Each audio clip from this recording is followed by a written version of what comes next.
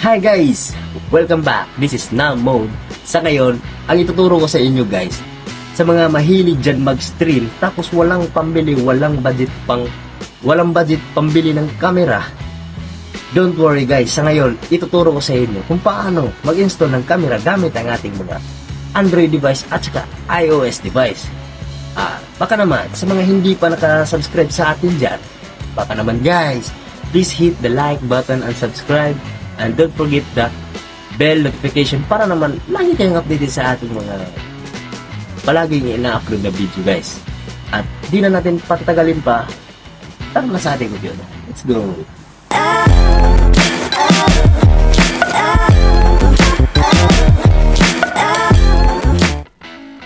Hey guys, punta lang kayo sa mga browser ninyo kung anong merong browser kayo guys. Sa akin meron akong Google Chrome, punta lang kayo. Tapos search lang kayo doon Aerion webcam. Tapos ito yung sa pinakauna, yung pindutin niyo guys na may icon na green color. Pindutin yung pinakauna. Tapos kung naka Windows kayo guys, pindutin niyo tong webcam for Windows para ma-download nitong app sa application sa Windows. Kung naka Mac din kayo, may Mac din dito sa option sa baba. Tapos yun, pagkatapos ng download, kasi na-download ko na to guys, dyan guys, sa cellphone naman guys, mga Android o iOS device niyo, sa Play Store, download nyo lang, search nyo lang Aerion webcam. Tapos yung hanapin nyo yung profile na blue o anong kulay ito. Tapos yun to, sundin nyo lang to guys, ito yung profile nya, download nyo lang. Pagkatapos tayin lang natin sa mga Android yan guys. Pag may iPhone kayo guys, meron din yan sa iPhone guys, download nyo lang. Pagkatapos continue nyo lang guys.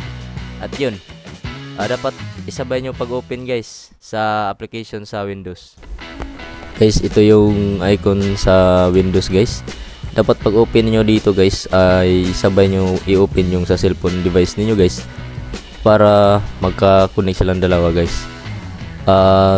Dapat guys ay isa lang yung connection nila, or dapat naka-connect sila sa internet, yung application sa computer at saka application sa Android device or iOS device niyo guys. At guys, ito yung sample guys kung kayo ay nagla-live o nag-i-stream sa kahit anong platform guys. Sample ko to sa inyo kung paano mag-connect sa inyong mga device cam dun sa live stream na ini-stream niyo guys. Punta lang kayo dito sa TikTok Studio or OBS, kahit anong platformang ginagamit niyo.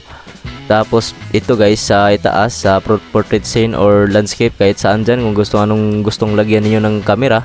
Sa akin gusto kong lagyan tong sa portraits kasi ito yung minsan yung ginagamit ng mga nagla-live. Double click lang natin, o kaya settings dito, double click natin to. Tapos ito yung lumalabas guys, camera, may arrow down, pindutin nyo, pili lang kayo, pindutin nyo tong Aerion webcam. Ito yung pindutin niyo guys para gumagana yung camera na na-install natin sa inyong mga desktop at Android device. At yun guys, sana ay may natutunan kayo sa video natin ngayon. At kung may comment kayo guys, please comment down below, and don't forget to like and subscribe para lagi kayong updated sa ating mga video na upload palagi guys. Maraming salamat sa inyo guys. God bless all.